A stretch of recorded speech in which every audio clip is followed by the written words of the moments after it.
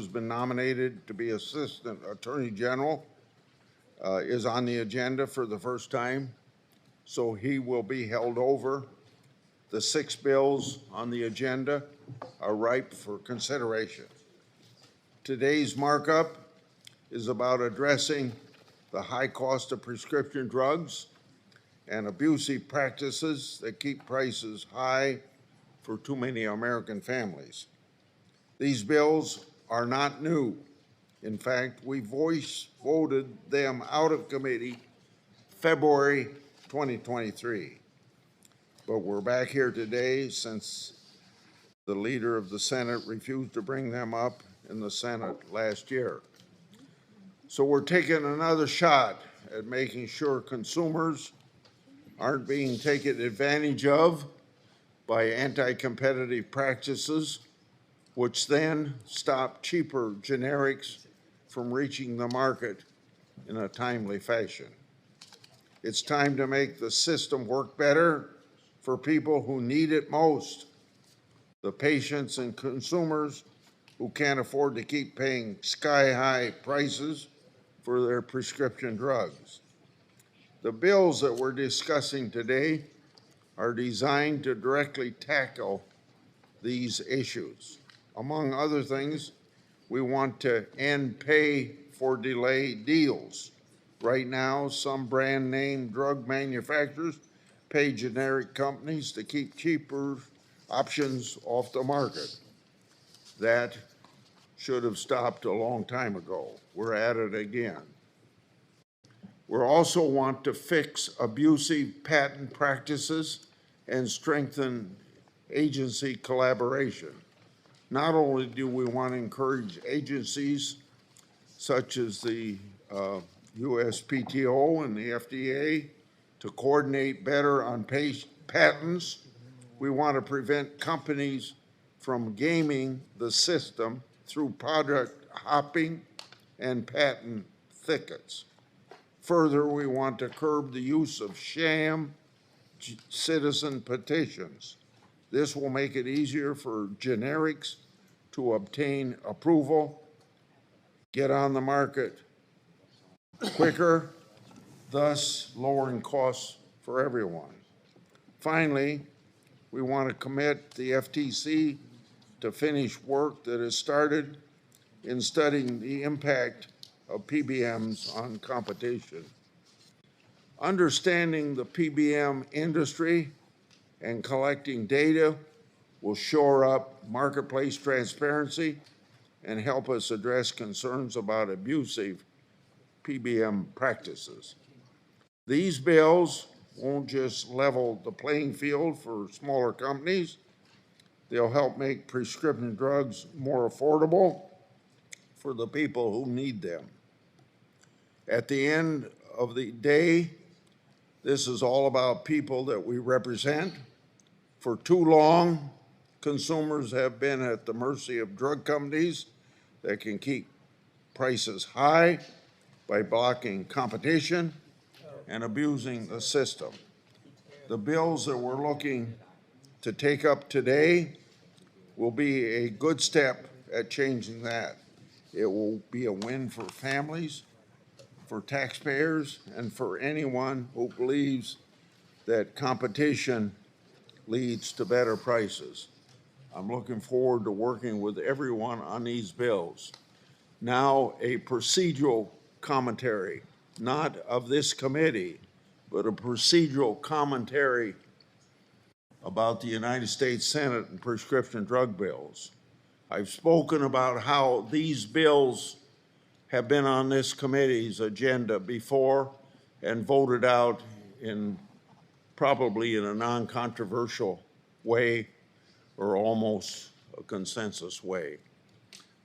These bills have never been brought up on the Senate floor. If they have, they didn't get to be law.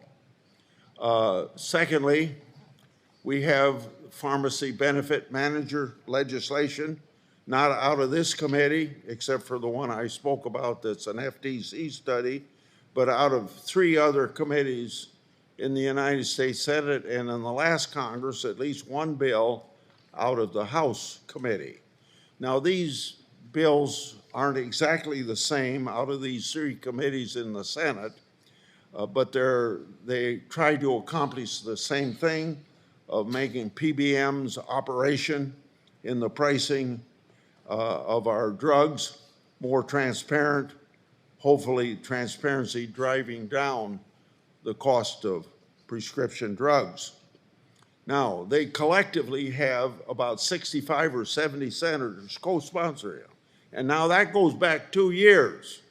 Now, all three of these bills have not been introduced yet in this Congress, but the Cantwell-Grassley bill out of Commerce has been reintroduced.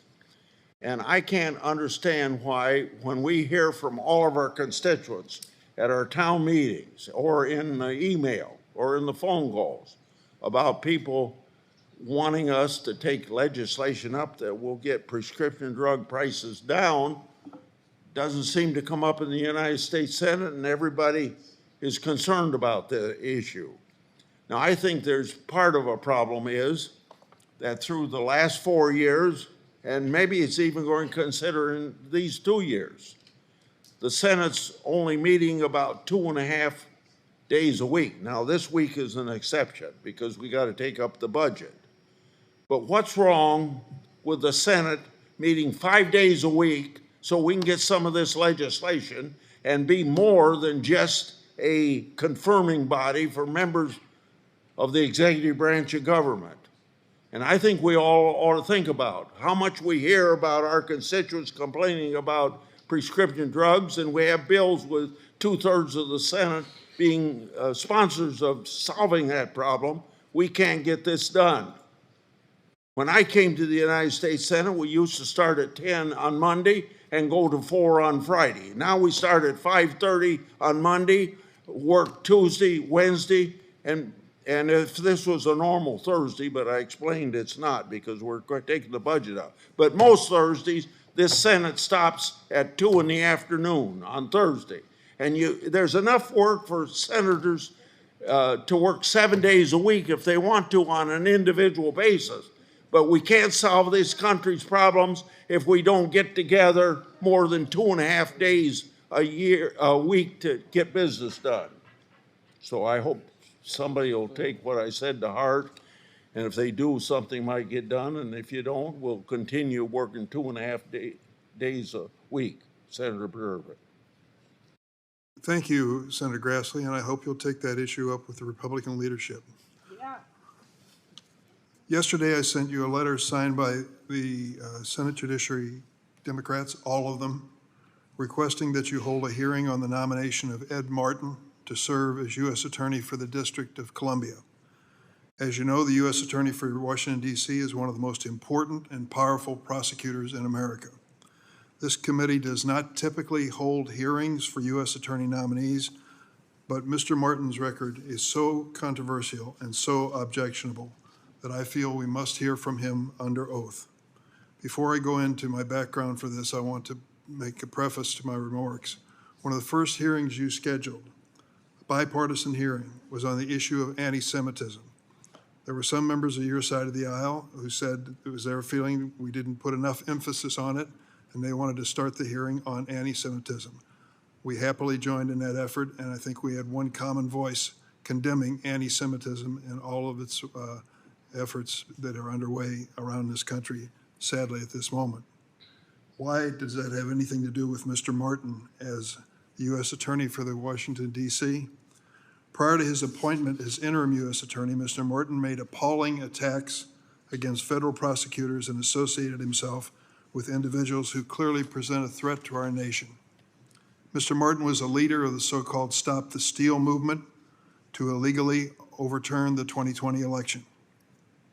He was physically on the grounds of the U.S. Capitol on January 6, but he has repeatedly dismissed or downplayed the violence perpetrated against 140 members of law enforcement in this Capitol on that day. Those of us who were here on January 6 know the truth. The brutal attacks on these policemen and other law enforcement is unprecedented.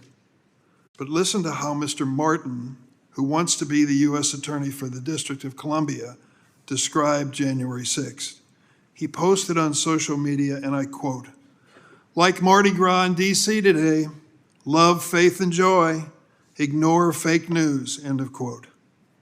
Equally alarming, he has called for, quote, "less judgment for somebody who hit a cop," close quote, during the January 6th attack. This is Ed Martin, who wants to be the chief prosecutor for the District of Columbia. This is an outrageous statement for anyone to make, but even more so for someone who's been nominated to be the lead prosecutor for the Department of Justice here in our capital city. Mr. Martin's attack on law enforcement don't stop there. He called federal prosecutors in every office he now seeks to lead, quote, terrorist, he said, for pursuing stiff sentences against violent January 6 offenders. Now I want to talk about one specific relationship that I think we need to know a lot more about. Mr. Martin also needs to answer for his extensive ties to Timothy Hale Cuccinelli, a January 6th offender with a long and vile record as a Nazi sympathizer. Mr. Martin not only has portrayed Mr. Hale Cuccinelli as a victim of an unjust conviction, Mr. Martin has also repeatedly praised Mr. Hale Cuccinelli's character, despite Cuccinelli's extensive, well-known history of anti-Semitism, misogyny, and racism. Mr. Hale Cuccinelli once said, and I quote, "Hitler should have finished the job," close quote. He also claimed he would, quote, "kill all Jews and eat them for breakfast, lunch, and dinner, and he wouldn't need to season them because the salt from their tears would make it flavorful enough," end of quote. Days after the January 6th attack, he was recorded saying that he wished for another civil war and that he would give Jewish people, quote, 24 hours to leave the country. This is Mr. Hale Cuccinelli. At his sentencing hearing, Judge Trevor McFadden, appointed by President Trump, said, and I quote, "Statements and actions like his," Cuccinelli's, "make Jewish people less safe and less confident they can participate as equal members of our society." After all of that happened last year, Mr. Martin, who wants to be the chief prosecutor for the United States Department of Justice in Washington, Mr. Martin presented Mr. Hale Cuccinelli with an award. Where was the award given? At the Trump Bedminster Club in New Jersey. At that club, Mr. Martin said that Cuccinelli was, quote, "an extraordinary man, an extraordinary leader."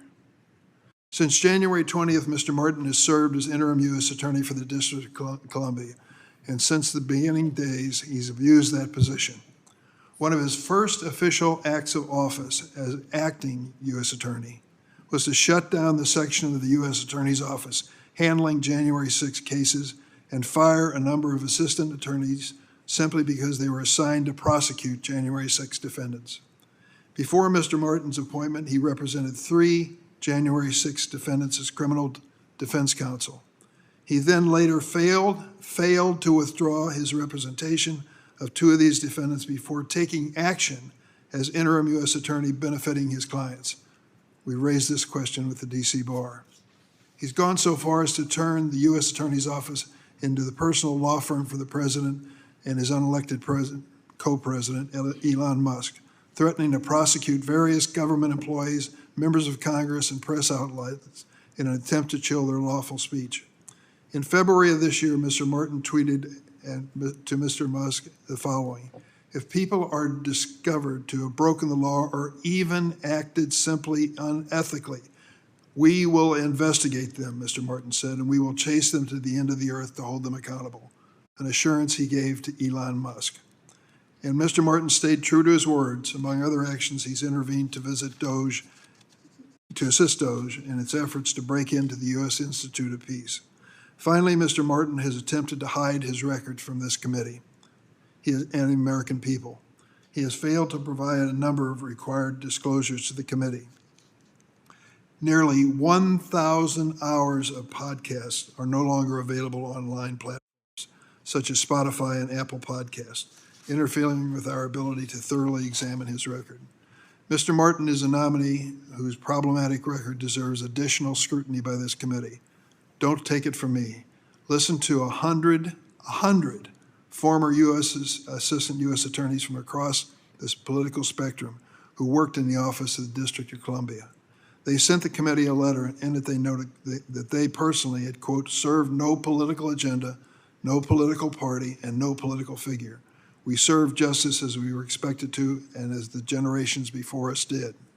They urged this committee to hold a public hearing, noting that Mr. Martin has done things that, quote, typify authoritarian and indeed totalitarian regimes of the most monstrous sort. These former prosecutors added that Mr. Martin's, quote, evident partisanship raises serious questions about whether he'll perform the duties of U.S. Attorney without fear or favor as required. Mr. Chairman, we gathered together on this side of the aisle to ask for Mr. Martin to appear before the committee and to testify under oath. This situation with Hale Cusinelli, where such a man, outrageous man, has said some terrible things, and I haven't recounted them all, should be given an award by the man who wants to be the chief prosecutor for the District of Columbia. We owe it to the American people not to sweep this under the rug and not to ignore it. And so I ask you if you will give us this opportunity of Mr. Martin testifying under oath.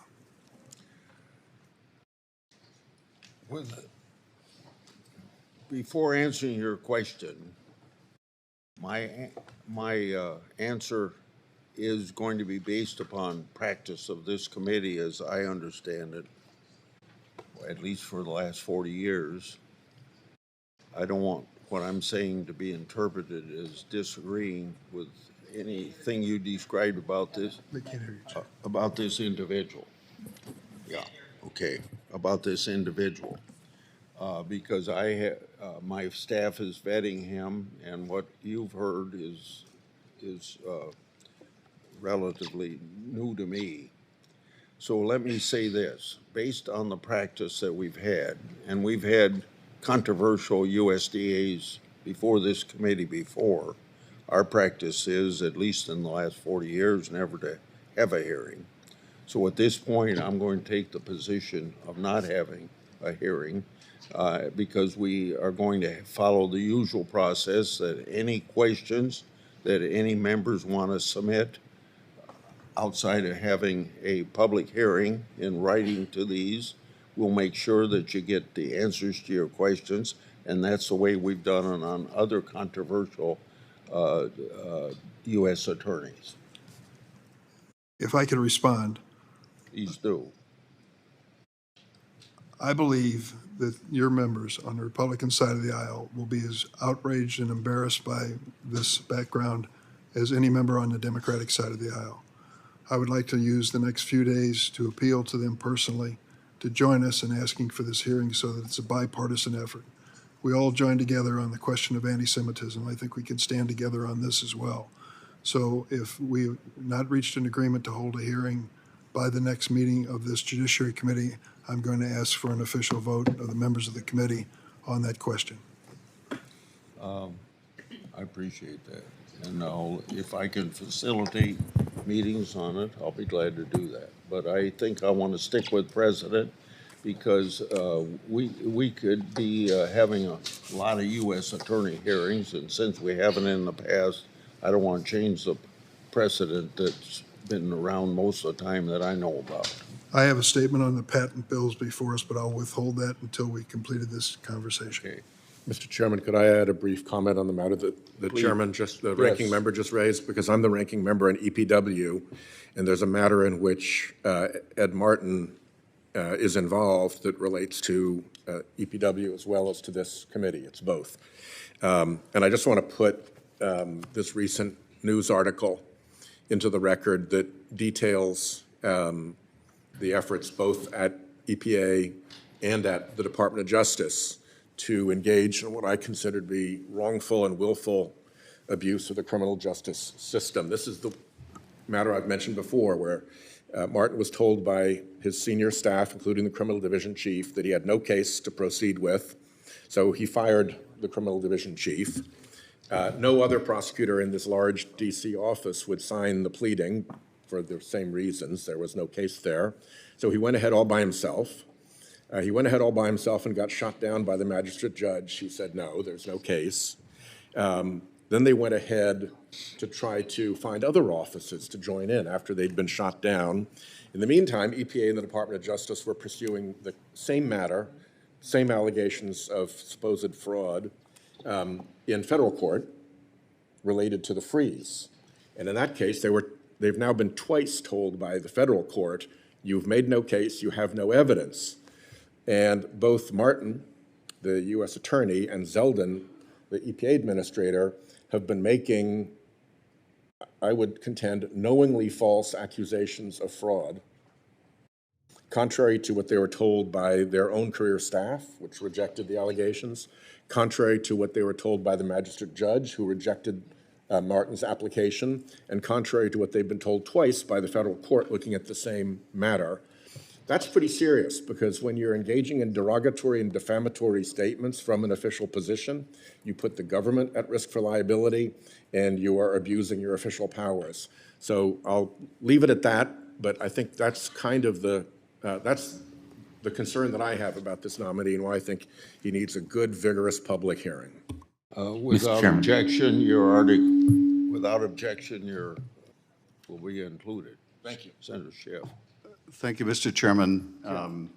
Before you speak, can I urge everybody to keep your remarks relatively short so we can get on with the agenda? Because I want to take care of these prescription drug bills today. Yes, thank you, Mr. Chairman. I'll keep my remarks brief. I want to just thank Ranking Member Durbin for his leadership on this and for raising this issue and requesting a hearing. I placed a hold on Mr. Barton for many of the reasons that the Ranking Member has articulated. There are others as well, as Ranking Member Durbin alluded. This is just a partial list of our concerns. Some involve the fact that he has moved to dismiss cases against his own clients, a patent conflict of interest.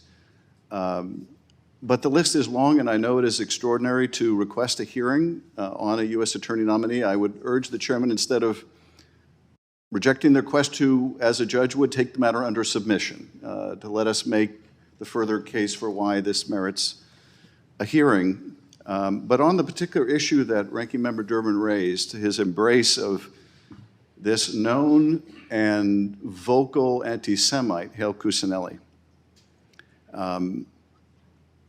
I want to just broaden the aperture a bit, because I see the administration going after universities, using the pretext of anti-Semitism to bludgeon universities, to threaten their livelihood with threats to hundreds of millions of dollars, if not more, in grant funding, in the name of combating anti-Semitism. And I want to make the point, do not bludgeon the universities in my name. I'm Jewish. Do not bludgeon the universities in my name. Do not do this pretending you're serious about combating anti-Semitism. That is not what this is about. You want to combat anti-Semitism? Don't embrace a U.S. attorney who wraps his arms around a known anti-Semite like Hale Cuccinelli. Just don't do it. If Ed Martin was at a college university with Hale Cuccinelli, they'd probably be both grabbed by masked ICE agents and whisked out of the country. I'm not asking for that either, but we should at least make sure that we're not confirming a fellow traveler with a known bigot anti-Semite like Hale Cuccinelli. It was a painful year, I think, for everyone in the Jewish community watching what was happening in universities around the country. It's still painful. I have a lot of disagreement with how universities handled many of these protests, but to ignore any due process for these universities, to grab students off the street wearing masks, that's not how we act in this country. And to chill speech on campus, to attack academic freedom, to do so with no process whatsoever, merely because the administration can. This is how we're going to kill these premier institutions and all of the profound research and the economic benefits the country derives. So if you're going to do this, don't do it in my name. because this is not about anti-Semitism. And if we want to be serious about it, we can't be confirming people that are wrapping their arms around bigots like Hale Cusinelli. So I appreciate the chairman hearing us out and taking the matter under submission, and we will provide you, Mr. Chairman, with the itemization of our concerns and hope that you will consider a hearing. And I yield back. Senator from Connecticut. Mr. Chairman, thanks for allowing us to talk about this nominee, who is really almost unique in my experience. And I've served as a United States attorney. I've worked with them both as a prosecutor and as a defense counsel over decades. And my colleague, Senator Schiff, has opened the aperture. I join in his remarks about the need to assess more objectively what's happening on universities and avoid tarring all of them with a broad brush, as this administration seems to be doing, and threatening them in the name of anti-Semitism in ways that I think abridge free speech and First Amendment rights. But I'd like to close the aperture on Ed Martin because he is dangerous. He is dangerous to our justice system. I'd like to put in the record an NPR report of September 12th, 2024 about his participation in the award to Mr. Hale Cusinelli. But that act and others, while serving as an interim U.S. attorney in the post that he would fill permanently, I think disqualify him completely from this job. In the interest of brevity, I will stop there, Mr. Chairman, but I urge you and plead with you to give us a chance to hear from him and others who may have observations about his record in the past, because I think on this committee we have a very bipartisan tradition of a commitment to our justice system and its integrity that would be stained by approving this nominee, and certainly would be diminished and undermined if we do so without a hearing. So I urge the chairman, knowing of his fair and dispassionate approach to our justice system, to allow us to have a hearing on Mr. Martin. Before I call on Senator Durbin for his closing or his opening statement, I don't take disagreement with what you're saying about whether we ought to have a hearing here or not. But I do take exception to what you've said about what's happening on our campuses, whether it's anti-Semitic or anything else that you're speaking about, and not using your name connected with those things. That when you have people go on campus and you have them break windows to get in and occupy a room on a college campus and all those sorts of things, and you don't allow the campus police to get involved and arrest, it seems to me like we have a responsibility to make sure if we're going to have freedom of speech on campuses, that we ought to have an environment on those campuses where you can actually have a dialogue with each other without having the violence that was connected with it. And I'm going to back our president stepping up to make sure that we have open campuses. Police can make sure that there's peace on campus, and that we're going to have open dialogue and move ahead with what universities are for. And my definition of a university is where disagreement ought to run rampant, but do it in a way that you have peaceful discussion of those issues. Senator Durbin. Thanks, Chairman Grassley. I think we're going to turn to S-1097, the Interagency Patent Coordination and Improvement Act of 2025, which I introduced with Senator Tillis and is co-sponsored by yourself and Senators Coons and Welch. The bill was reported out of the committee by voice vote in each of the past two Congresses. The bipartisan legislation simply is a good governance bill that improves information sharing between the FDA and the Patent Office for joint work on patent matters, including pharmaceutical patents. The bill would establish a task force to ensure the agencies share the information and have visibility into the work each may be engaged in and the specific data they may be privy to, and I ask that the remainder of my remarks be entered in the record. Okay, that will be so ordered. First, we call up S 527, Prescription Pricing for People's Act 2025. Bill requires the Federal Trade Commission to examine the roles of PBMs and other intermediaries within the prescription drug supply chain and provide recommendations to improve competition and transparency. The bill has 11 co-sponsors and a number of groups that support it. As I said before, this bill unanimously passed out of Congress last session. Are there any amendments? If there are no amendments, I think we can have a voice vote. All in favor say aye. I'm sorry, Mr. Chairman, I should have been more alert. May I? Please speak. Say a few words regarding this bill, which I am also a co-sponsor of.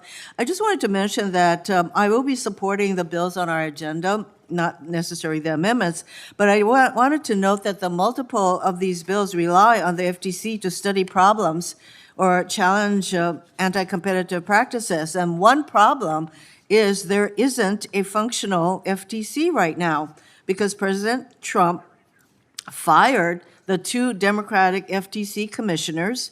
And the legality of this firing is being challenged because the firing goes directly against the 90-year-old Supreme Court precedent that was decided unanimously. But in the meantime, it is the patients who will suffer. Take, for example, the FTC's administrative case against the 3 largest PBMs alleging they artificially inflated the price of insulin, something that we all care about. So the 2 Republican FTC commissioners are recused from the case, and the 2 Democratic commissioners have been locked out of the building. So who can actually hear that administrative action against these PBMs? We have no idea. This situation is unprecedented.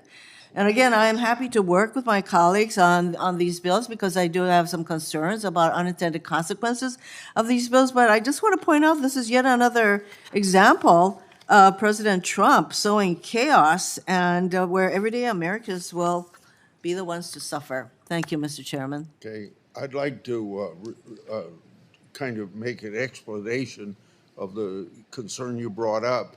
Under CFR Section 4.14, the FTC can operate and have a quorum with fewer than 5 commissioners, and the FTC's legal counsel can provide any necessary authorization under current law. Studies like this are something FTC routinely does in the ordinary course of business, and they'll continue to operate regardless of which commissioners are there. Requiring a final study for something that the FTC is already looking into is far from a heavy lift, and is certainly not the biggest concerns right now. Those in favor of S 527 say aye. Aye. Opposed say no.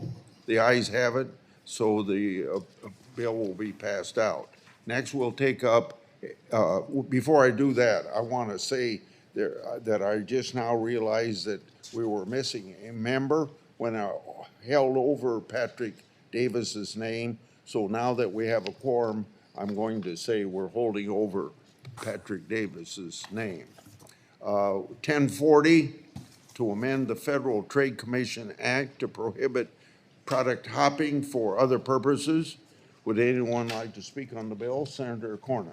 Mr. Chairman, thank you for letting me speak about S 1040, and if you don't mind, I'm going to also include comments on 1041, which is related to that, which we will also vote on. Each of these bills addresses a problem that leads to higher drug prices for patients, and I appreciate Senator Blumenthal for working with me over many years now to try to get these bills across the finish line and to President Trump's desk. One thing I've learned in the Senate is persistence pays off. Sometimes you just have to grind it out over a long period of time in order to accomplish what you're trying to get done. On S 1040, the drug Competition Enforcement Act was previously part of the Affordable Prescriptions for Patients Act and has passed out of the committee for several Congresses in a row. This bill, as you noted earlier, addresses a phenomenon called product hopping. This is a practice where a company will hop patients from one drug that it's close to losing exclusivity under its patent to a similar newer drug, or maybe even one with a new label, or maybe one with a different dose requirement, in order to deliberately foreclose generic competition. I've heard from my colleagues on this committee that some of them still have questions about the bill. They want to make sure the text is crafted to ensure that there are no unintended consequences.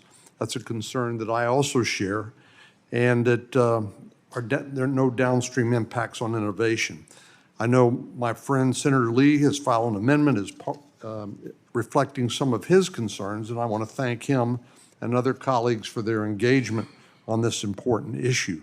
I share their concern about protecting innovation, and I promise to continue working to address any concerns that still linger about this bill as we move to the floor. As we know, nothing moves across the floor without a lengthy procedural process if even a single senator objects. And so I will be happy to work with him and others. I look forward to continuing all of our efforts to address the problems of high drug prices for Texans and all Americans. Coons and then you. Mr. Chairman? Senator Coons. Well, Coons first.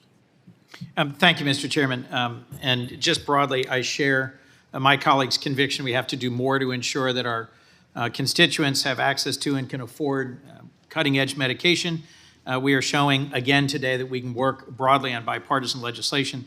Mr. Chairman, I want to particularly commend you for your work on pharmacy benefit manager legislation and the role that PBMs play in the drug distribution process, and the bill that improves sharing of information between PTO and FDA. I do think there are some remaining concerns that I'll just briefly mention about this bill that I look forward to working with Senator Blumenthal and Cornyn, in particular product hopping and whether it could sweep legitimately innovative products into the category of prohibited switches. I'm confident we can work together as this bill advances to address these concerns and ensure we don't compromise a strong, reliable patent system, which is the heart of our innovation ecosystem. I do think strong and effective patent protection incentivizes innovation and supercharges our place in the world. And I will continue to work with my colleagues on both these bills and others that strengthen patents. Thank you. Senator from Utah and then the senator from Connecticut. Yeah, I'll be brief. I just want to thank my friend and colleague, Senator Cornyn, for working with me on this issue. This is an issue that I hope we can address and deal with adequately before this gets to the floor. My amendment is pretty simple. It would just ensure that companies that have been taken to court based on a presumption of anti-competitive behavior can justify that behavior by providing evidence that the new product provides, quote, a meaningful improvement in safety or effectiveness, or provides a meaningful benefit to patient care relative to the listed drug before that happens. This is a reasonable change to the bill that I think will only improve it and at the same time protect innovative improvements. We want to minimize the risk of accidentally taking in a larger universe than we need to in order to protect those interests. I think that would help, but look forward to working with Senator Cornyn on this issue as the bill advances to the floor. And with that understanding, I'll support it today. Senator from Connecticut. Thank you, Mr. Chairman. I want to begin by thanking Senator Cornyn for his longstanding partnership on this bill through many ups and downs, and say that I share the chairman's very well-articulated impatience with the pace of reform in the patent area, particularly as it affects prescription drugs. The fact is drug prices are too high. One of the reasons is that big pharmaceutical companies, big pharma, are able to game the patent system, engaging in a patent dance that creates barriers to innovation and competition, generics and biosimilars, play a critical role in making drugs more affordable, but pharmaceutical companies abuse and manipulate the patent system to block generics from coming to the market and providing more affordable and accessible means of treatment for the average American. The Drug Competition Enforcement Act would prohibit product hopping. It would also stop other kinds of abuses. We are sensitive to the concerns that have been raised by our colleagues, Senator Coons and Senator Lee, well-founded concerns in the abstract, and we will seek to accommodate them. But I must say that the basic provisions of this bill that protect competition and innovation are essential to making drugs more affordable to the everyday American who knows with great anger and frustration how difficult prescription drugs have become to afford. So I am hopeful that we can cross the finish line. I want to thank the chairman for giving us this vote and opportunity to speak today. Thank you. Any amendments? Hearing none. Those in favor say aye. Aye. Those opposed say no. The ayes have it. 1040 will be reported. And Senator Blackburn has asked that she be recorded as nay on S 1040. Next, we'll take up 1041, amending Title 35 to address infringement of patents that claim biological products and for other products or other purposes. Would anyone like to speak on this bill? Mr. Chairman. Yep. Proceed. Very briefly, Mr. Chairman, on S 1041, this bill is designed to address a situation where manufacturers actually file for multiple patents on the same drug in order to prevent any competition. In fact, one of the most infamous examples of that is the case of one manufacturer who's filed over 100, and I believe it's closer to 130 different patents on the same drug in order to prevent it from ever going generic. This bill makes thoughtful reforms to the process by which biologic drug makers and biosimilar competitors can voluntarily resolve any patent litigation. It'll increase the speed at which competitor drugs can come to market, increasing options for consumers and lowering prices. This bill passed the Senate unanimously last year, and I look forward to moving it out of the Senate with all due speed this year. Thank you, Mr. Chairman. Are there any amendments? If not, on 1041, those in favor say aye. Aye. Opposed say no. The ayes have it, so it'll be reported. Next, S 1097, Interagency Patent Coordination and Improvement Act of 2025. Would anyone like to speak on this bill? Are there any amendments? If not, those in favor of 1097 say aye. Aye. Those opposed say no. No. The aye. Just kidding. Okay. The ayes have it, and so 1097's passed. We'll next go to 1095, Stop Stalling Act. Does anyone want to speak on this bill? Yes, I would, Mr. Chairman, since you and I do this bill together. Oh, yeah, please, go ahead. Okay, very good, and I thank the co-sponsors as well. I think we all know that generics biosimilars have to be safe, but for too long, the pharmaceutical companies have been abusing the petitioning process to advance their own commercial interests. They submit these sham petitions that are either completely groundless or that are filed at the last minute before generic approval. Sometimes they raise the issues in multiple petitions, and all of this is done to stop competitors from getting on the market, making drugs less expensive and better for the rest of the public. So our bipartisan bill would provide a tailored solution to deter them from engaging in sham petitioning, and I thank you for your leadership on this. Does anyone have an amendment? Yeah. Please proceed. Thank you, Mr. Chairman. I've got two amendments. First, my amendment, SIL 25444, would simply strike the presumption under the legislation saying that any series of petitions referred to the FTC by the Secretary of HHS are to be presumed by a federal district court to be sham petitions and therefore anti-competitive. I've got concerns with this provision of the bill because we're telling a federal district court that it must presume under these circumstances that the company has violated the law because a federal agency, one that I would add lacks enforcement authority in this area, has determined that the petitions filed by citizens, as is their constitutional right, are themselves, by virtue of their existence, meant to impede the approval of an application for a new drug. Now, I know that companies do sometimes file sham petitions, and every year that this happens, to a degree, to use the government process to delay the approval of drug applications. And I think we can all agree that that's not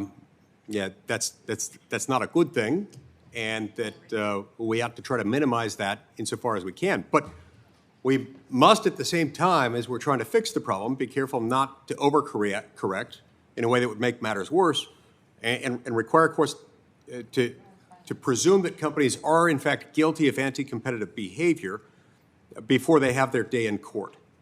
And so it ends up with giving them a shallow, late, and blunted opportunity for due process. So as I understand it, the Secretary of Health and Human Services already has the authority to refer petitions that they believe to be sham petitions to the FTC for enforcement. And that process, plus the additional authorities that this bill grants the FTC, should be enough to stop their abuse. And then if I can speak to to my second amendment, the second one, which is SIL 25445, would simply replace the word revenue with the term net profits for purposes of the cap on civil penalties awarded under the legislation if a company is found to have abused the petition process by filing sham petitions.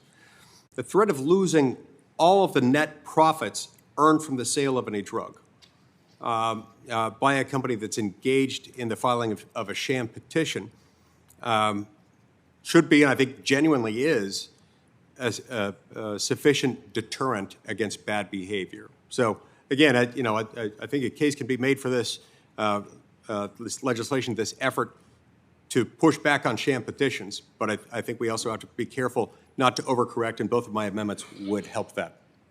Senator Klobuchar.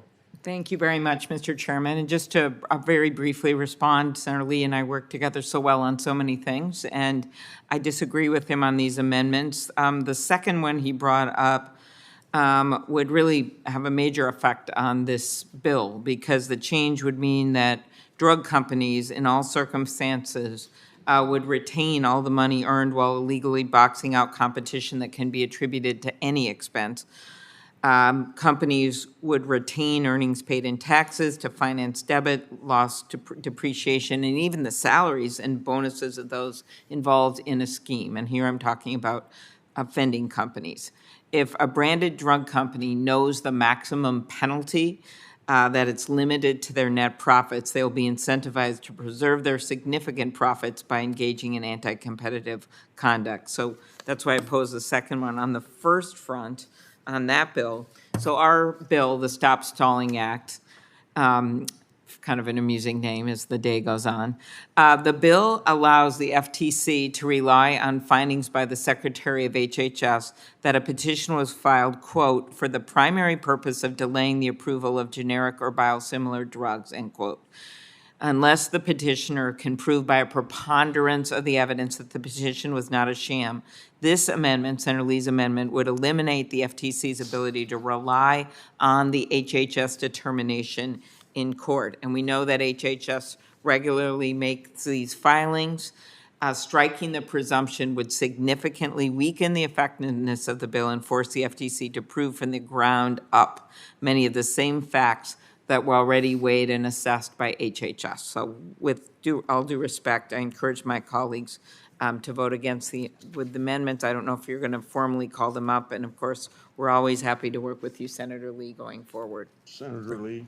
Thank you. Yeah, I appreciate the thoughtful insight and the passion expressed by my friend and colleague, Senator Klobuchar.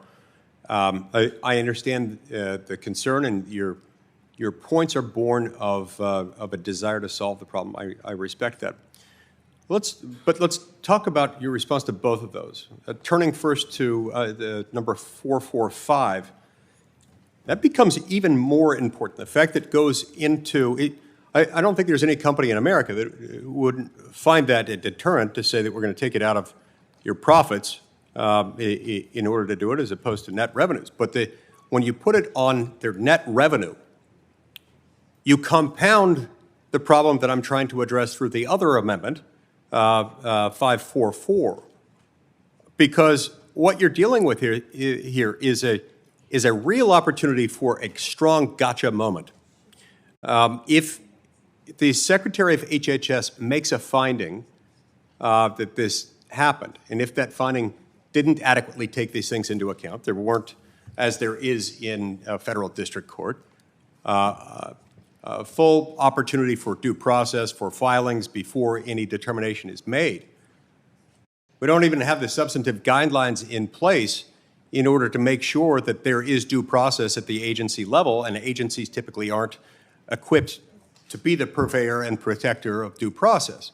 So you can have a finding, a potentially arbitrary finding on the part of the HHS secretary, which then results in a real gotcha moment of the company standing to take a hit, not just as to profits, but as to net revenue. So these two things work in tandem to make sure that this doesn't create an unfair gotcha moment, which I think would be bad. I think it would end up being counterproductive. So I stand behind both of these, and I'd like a roll call vote on both. Okay. The clerk will call the roll on, let's see, we got to have two separate roll call votes. So on the first amendment. Yes, 5444, which is the one that deals with the authority within the agency, within HHS to make the finding. Thank you. Mr. Graham? No, by proxy. Mr. Cornyn? No. Mr. Lee? Aye. Mr. Cruz? Aye by proxy. Mr. Hawley? No by proxy.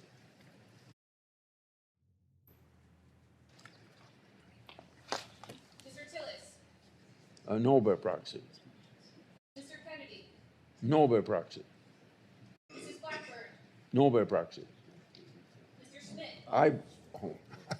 I'm sorry. He voted for himself. Mrs. Moody? No. Mr. Durbin? No. Mr. Whitehouse? No. Ms. Klobuchar? No. Mr. Coons? No, no by proxy. Sorry. Mr. Coons? No by proxy. Mr. Blumenthal? No. Ms. Hirono? No. Mr. Booker? No by proxy. Mr. Padilla? No. Mr. Welch? No. Mr. Schiff? No. Chairman Grassley? No.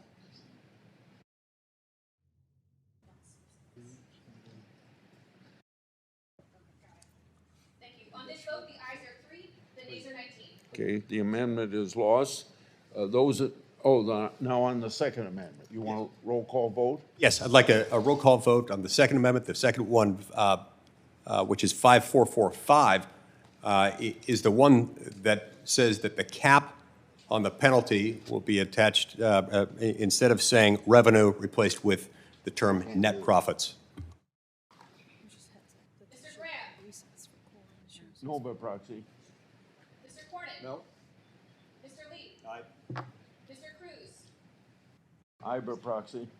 Mr. Hawley? No by proxy. Mr. Tillis? No by proxy. Mr. Kennedy? No by proxy. Mrs. Blackburn? No by proxy. Mr. Schmidt? Aye. Mrs. Britt? No. Mrs. Moody? No. Mr. Durbin? No. Mr. Whitehouse? No. Ms. Klobuchar? No. Mr. Coons? No by proxy. Mr. Blumenthal? No. Ms. Hirono? No. Mr. Booker? No by proxy. Mr. Padilla? No. Mr. Welch? No. Mr. Schiff? No. Chairman Grassley? No. On this vote, the ayes are 3, the nays are 19. Okay, amendment lost. Those in favor of, if there's no further amendments, those in favor vote aye. Those opposed vote no. The ayes have it. So 1095 is reported. Our last bill is, Mr. Chairman, I'd like to be recorded as a no on that one. Senator Lee will be recorded as no. And now the last bill, 1096, preserve access to affordable generics and biosimilar acts. Would anyone like to speak on the bill? Senator Yes, Klobuchar. I would. And this is 1096, correct, Mr. Chairman? Right? Yes, you, This is our pay for delay bill that we've been delayed on for, I don't know, 10 years. And this is actually finally an opportunity to pass this bill. What happens in these cases are that a brand name drug company uses their own money to buy off a generic drug manufacturer from offering patients a far more affordable generic version of the drug. In this arrangement, sadly, both companies are enriched. The brand name company says, hey, I don't want to have any competition. They gave money to the generic, and the only one that gets screwed in the whole thing is the consumer. I feel really strongly about this. We've had some court cases that have been helpful, but there's still a remaining problem with this. And under this bill, a pay-for-delay agreement is presumed illegal unless the drug companies can convince a judge that the agreement is pro-competitive. Thank you. if you take Eliquis and patent run out, you're going to pay, they're going to keep the generic off the market until 2028. Keep the price up. Now, does that, what more do you need to encourage innovation in the United States than 12 years of patent protection? When that runs out, you ought to be able to get the generic on the market. Anybody else want to speak? Convince me. Those in favor say aye. Aye. Those opposed say no. Wouldn't dare. The ayes have it, and 1095, or 1096 is reported. We adjourn. Thanks, everyone.